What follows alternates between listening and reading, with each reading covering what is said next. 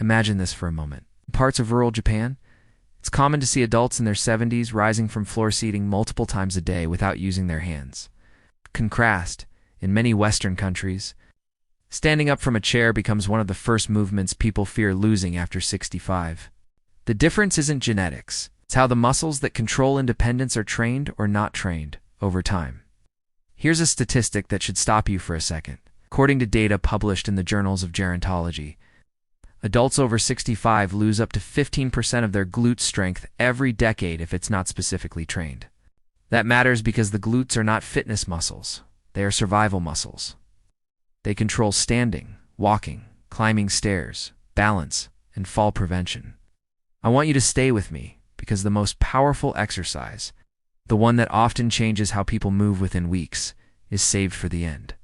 I'm speaking to you today as a medical-style health educator, drawing from clinical research at universities like Harvard, McMaster, and the University of Pittsburgh, where mobility and aging are studied not for athletes, but for real people who want to stay independent.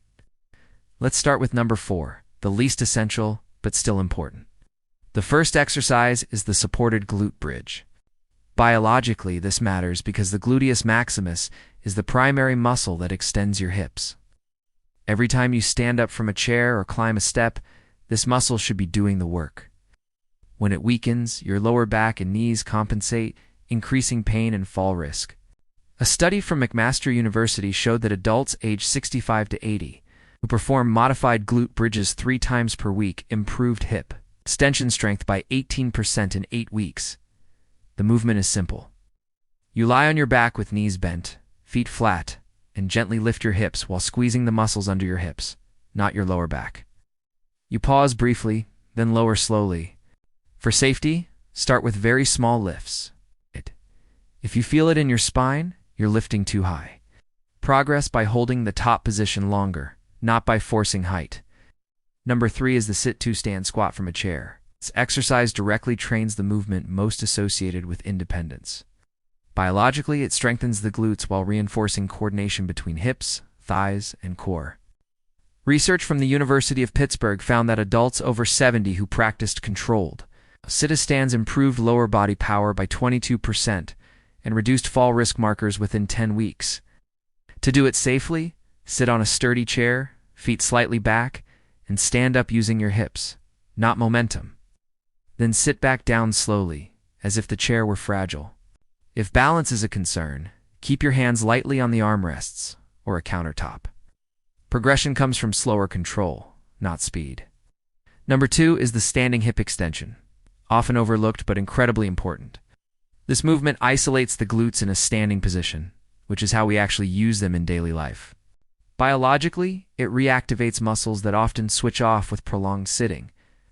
A clinical trial published in Physical Therapy Journal showed a 25% increase in glute activation in adults over 60 after 6 weeks of standing hip extension training.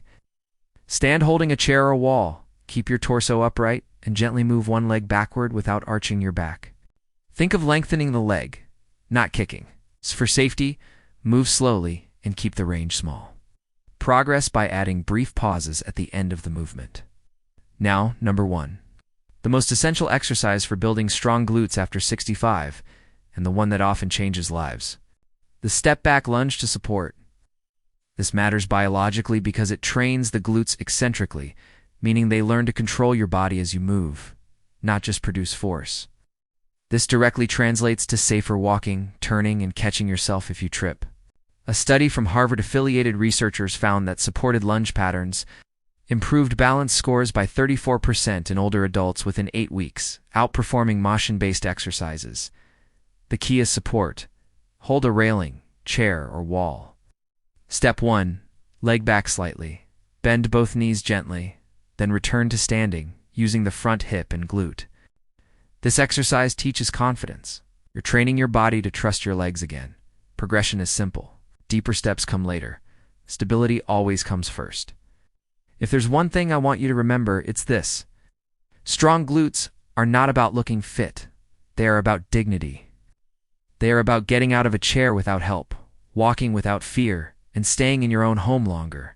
I've seen people in their late 70s regain movements they thought were gone forever. not through extreme workouts, but through consistent, intelligent practice of these basics. If this resonated with you, I'd love to hear your age and which movement feels hardest right now. Share your experience in the comments. And if you know someone who's starting to fear losing their independence, this conversation might be exactly what they need to hear.